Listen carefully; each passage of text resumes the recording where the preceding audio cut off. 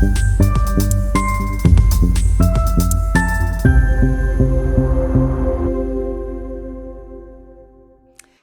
birth in a hospital doesn't mean giving up your power. It takes knowing how to navigate the system with confidence.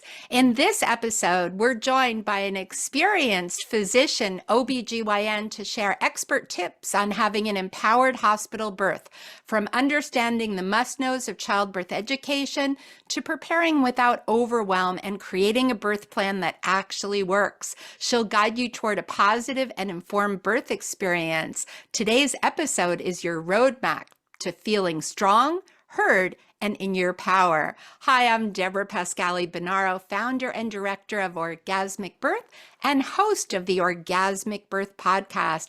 I am so honored to have Dr. Nicole Rankins, aka Dr. Nicole, as a board-certified OBGYN, a mom of two, and a maternal health advocate with over 20 years of experience and more than 1,500 births attended. Dr. Nicole combines rigorous academic expertise with accessible, practical information to empower first-time moms.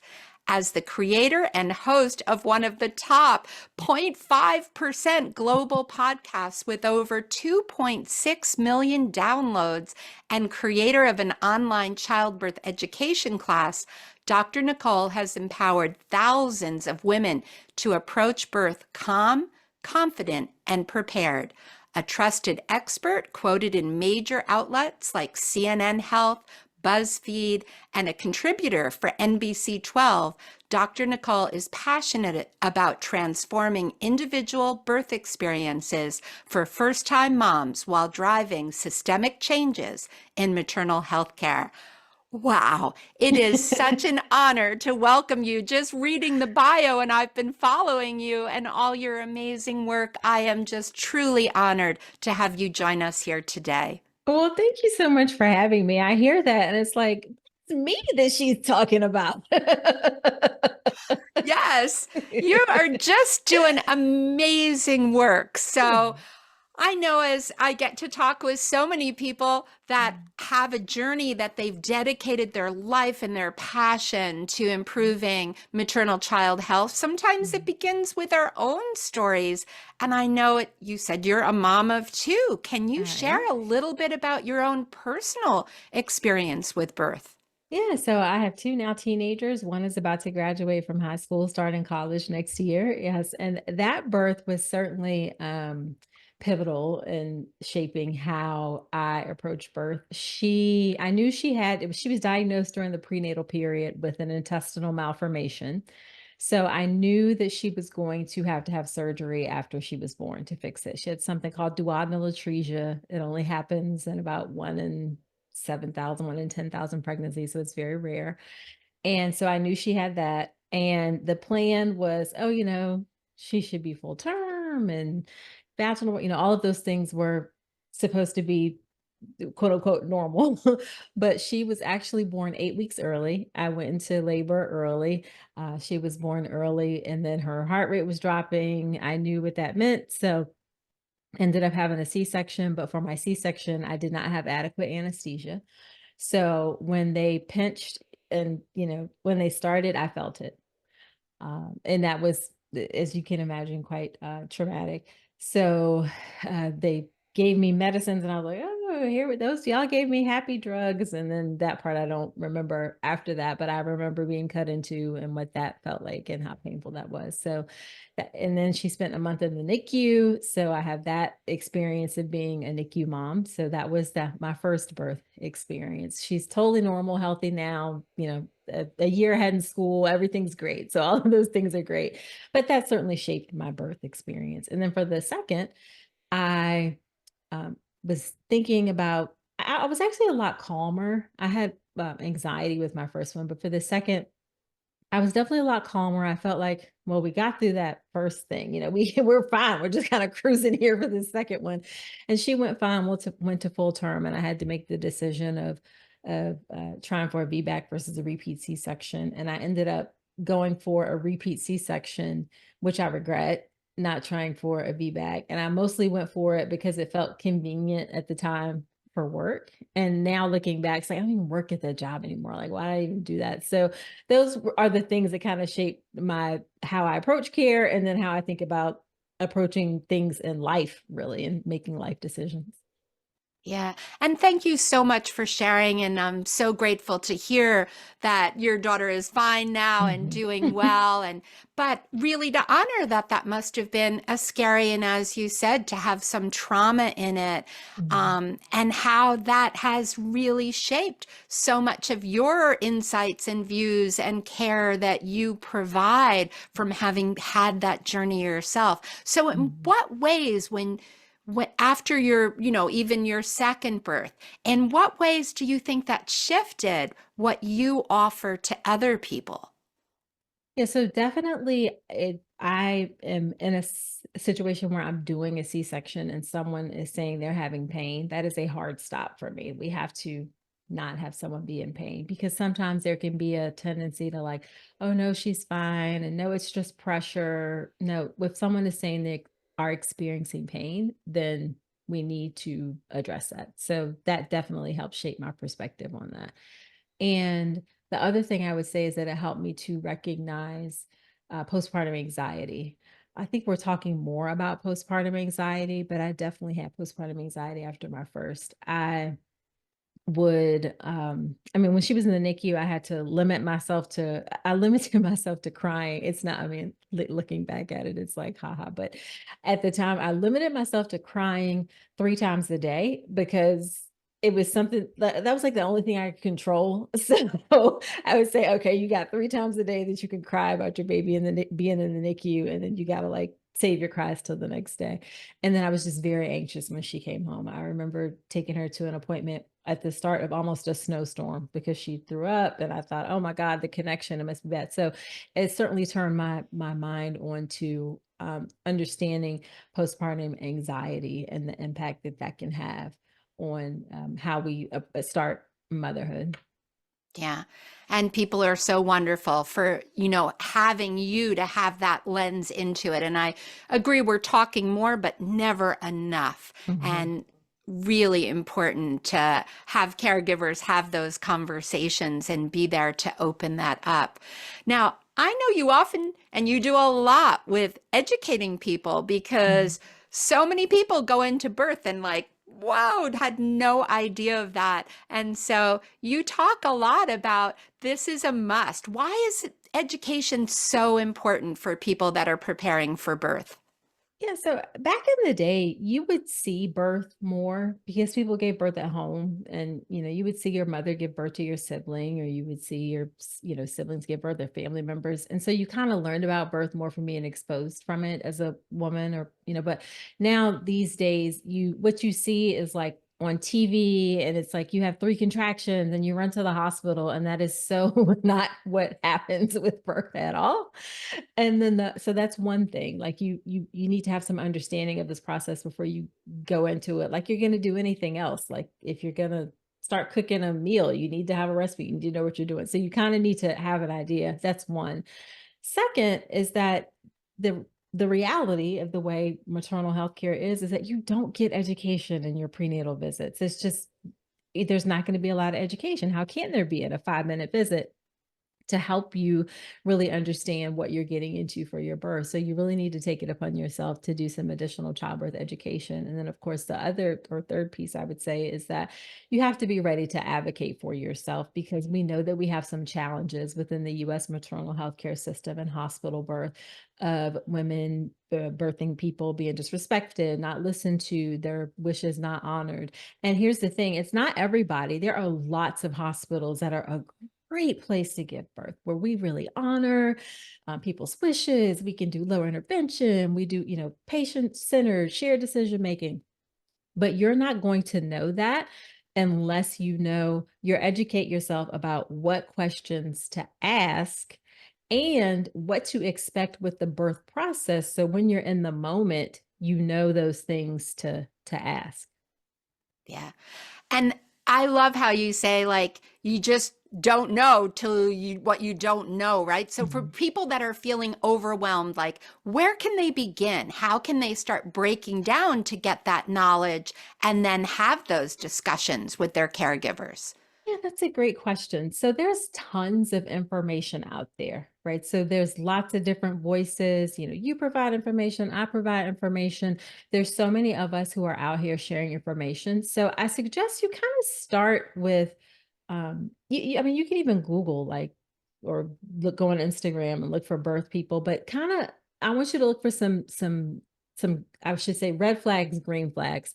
Green flags are things that people, they very clearly share their knowledge, their expertise, and their training. So you know where they're coming from. And this is not to dismiss people's lived experiences because that's very important. But someone who's saying, I'm teaching you about birth and I'm teaching you, or I'm talking about birth based on my experience giving birth to 4 children or 5 children, that's totally fine. But you should also know I'm doing it from the perspective of I'm an OBGYN. I've helped nearly, 2,000 moms have a baby. So you want them to be clear about what they're basing their information and their training and their knowledge on. So, and then some of it is just who you connect with. Like we can both be saying the same thing, and one person will connect with the way you say it, one person will connect with the way I say it. That's just how we all resonate different with different people. So you want to find somebody who you connect with. And then also you want somebody who is not telling you what to do. Anyone who says you should absolutely stay away from a hospital is not telling you good advice, as is someone who's telling you, you should never have a home birth either. They're also not telling you good advice. Both of those are extremes. Anybody who's telling you anything extreme, you need to be wary of. If they're like a C-section is awful under any circumstances, that's that's not good advice. What you want is for people to tell you the options, risk, benefits, help you make choices for yourself.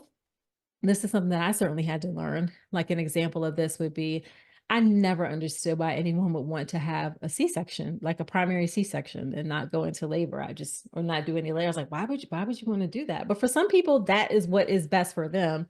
And we have to understand that that's okay. That's the choice that they are able to make. So you want to connect with people who are presenting options and not telling you that there's a hard and fast way to do things, because there's not. There are lots of different options that are perfectly reasonable depending on your own unique circumstances. And then I can talk about this forever, but the other thing I would say is that trust yourself, because you know your body, you know yourself more than anybody else does.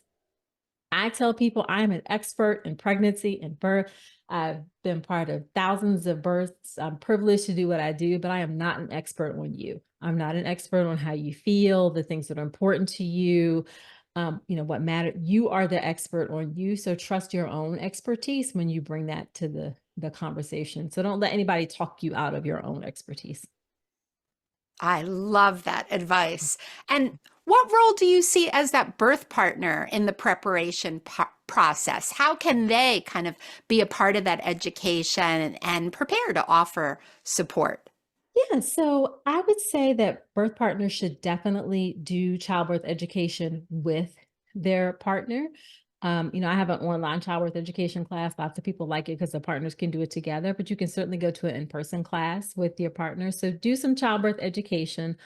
Also, it's okay to to sort of know what you can and can't do, or what you feel comfortable with and don't feel comfortable with. What I say with that is, for instance, some partners are going to have a really hard time seeing their partner in pain. It's going to be really difficult for them. In that case, maybe you might want to get a doula who can help support both of you all so that you can manage some of those things. Or I always say everyone for a hospital birth should have an advocate, someone who's willing and able to speak up for you if need be. And sometimes a partner may not feel comfortable doing that. Sometimes it's harder for people to speak up. That's okay. But you want to know that ahead of time. So then you can say, you know what, maybe we should go ahead and put that doula on our registry, or we should ask for it to, so we can have a doula who feels comfortable advocating for us. Or maybe we need to talk to your mom so she can help advocate, or things like that. So just kind of know your role and what you feel comfortable with, and then you can develop or adjust things around that. Love it. As you know, I'm a big advocate for doulas as I Yes. train doulas. So love to Yes. hear you. And it's Yes. wonderful to see providers, physicians and doulas having good collaborative relationships in And that I process. and I will say we should all be supportive of doulas because as I mentioned, I do, have a background in research. Research shows that having continuous labor support from someone like a doula will decrease your need for pain medicine, increase your chances for a vaginal birth. You'll have an overall more satisfied birth experience. So anyone who believes in evidence, research data should be supportive of a doula. The evidence is overwhelming that type of support helps. Thank you. Yeah. Appreciate that. And something that I know gets kind of mixed reviews. Birth plans can be controversial, right? Some people swear by them, other people think they set parents up for disappointment. What's your take on birth plans and how they're used? Yeah, so my take on this has evolved. I will shamefully admit that in the beginning of my career, I certainly had rolled my eyes at birth plans and you know, jokes about this is an express ticket to the OR. I can confidently say I never dismissed anyone's wishes, but kind of behind the scenes, it's like, oh, here we go. Here's another birth plan and blah, blah, blah, blah, blah. But really, what a birth plan is an opportunity to express your preferences and communicate them clearly. And ideally, it's a conversation starter that should happen in your prenatal visits. Bringing that piece of paper to the hospital is not how it should go, because when you're at the hospital, you're already there, and then you bring up this birth plan and you haven't talked about it, and they're like, well, we don't do intermittent monitoring, and no, you have to stay in the bed, and no, we don't have any showers. So you're kind of stuck. It's really a conversation starter to help you understand whether or not your doctor and hospital are on the same page about the things that are important for you for your birth. And then I do have to say that although I say birth plan, we have to throw out the word plan because birth cannot be planned. Birth is unpredictable. The only predictable thing about birth is that it's unpredictable. And what your doctor can't plan. If you have a doctor who says, oh, we can just schedule you, we can just get you an induction. We cannot plan birth. You cannot plan your birth. Even a scheduled C-section sometimes happens before your water may break ahead of time or whatever. So birth can't not be planned. But you have preferences, you have wishes, how things want to go. And that helps you to put that into perspective and then kind of think about the different options. So I think it's a great tool when it's used the right way. Yeah.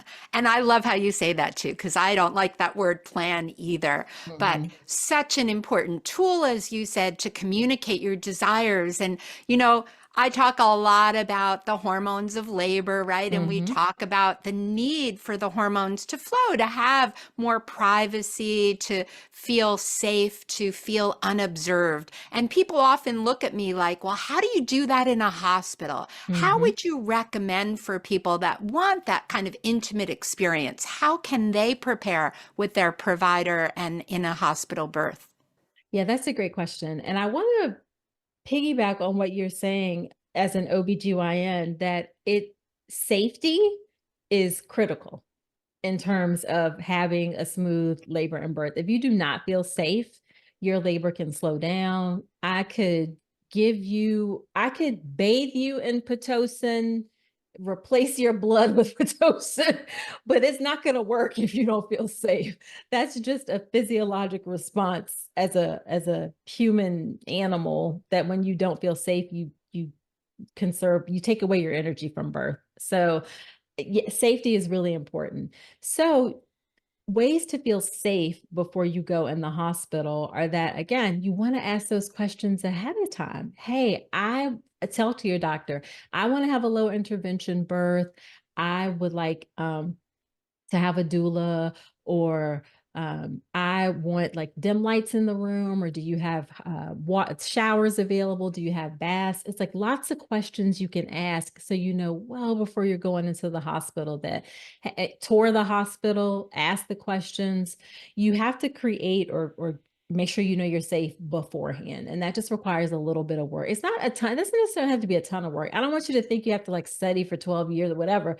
Just a little bit of getting information is going to help you feel safe. And then when you get in the hospital, that's when you have a birth plan or birth preferences, and you can get it nice and tightly and succinct. And you say, hey, what things are you concerned about? Can we go through this?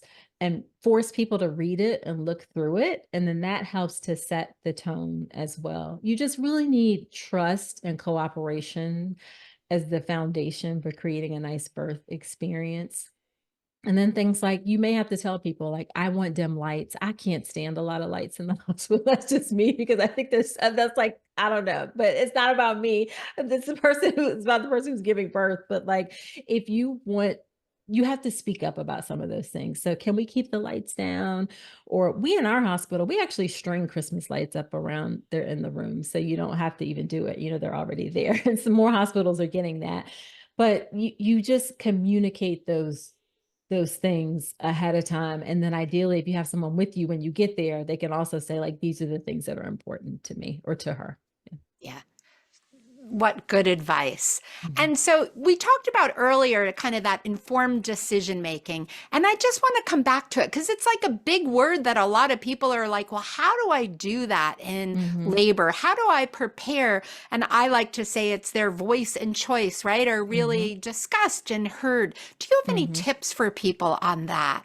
Yes. So one is that you may hear a lot of about people saying they had an emergency C-section, but what they mean is they had an urgent C-section. And I'm getting to a point with this, I promise. But so a true emergency is like we are ripping the cords out of the walls. We are, if you've attended a birth, you know what an emergency looks like. Yes. It's like people are running down the hall.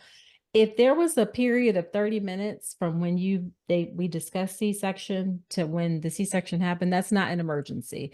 It may be urgent, but it's not an emergency. So I say all that to say is that you almost always have an opportunity to say, can I think about this for a minute?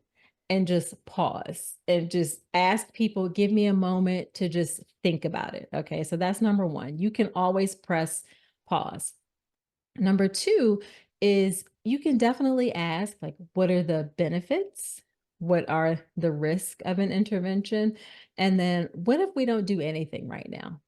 So those are three easy things: benefits, risk. What if we wait a little bit? Okay. And then that pause, and that'll just help give you some space for things. I think one thing that I learned and that I didn't realize, and again, this is so embarrassing when I think about it, but like the way that we go in rooms and we're like, hey, it's Dr. Rankins. I'm here to check your cervix and just see what your labor progress is like. You just have to, let your legs relax out to the side. You're just going to feel me touch you here, just a little bit of pressure. I was very nice in that conversation, but not at one point did I say, is it okay for me to do this? And that is because we have the way we're trained is that we just go in and we just kind of do what we need to do, even if we're asking nicely. But there's a minute to say, I don't want this right now, or what are we going to do with this information? You may have to press pause. You always have an opportunity to say no at any moment. Yeah. Thank you so much for saying that because Mhm. I think it's that pause is so important for Mhm. everyone to hear, to give themselves the time because voice and choice is important in how you Yes, feel about your body and your birth, right? For years to absolutely. come. Yes, because honestly, when I hear people who say they are most unhappy with their birth experience, it's actually not because you think it's because they had a C-section or because they got an epidural. That's not it. It's because they felt like they were not involved in the process and they didn't have choices and things were explained to them. So when you have those choices, when you exercise that power, you feel good no matter the twists and turns because you knew that you did everything that you could do that was under your control in the circumstances. Yeah. Thank you.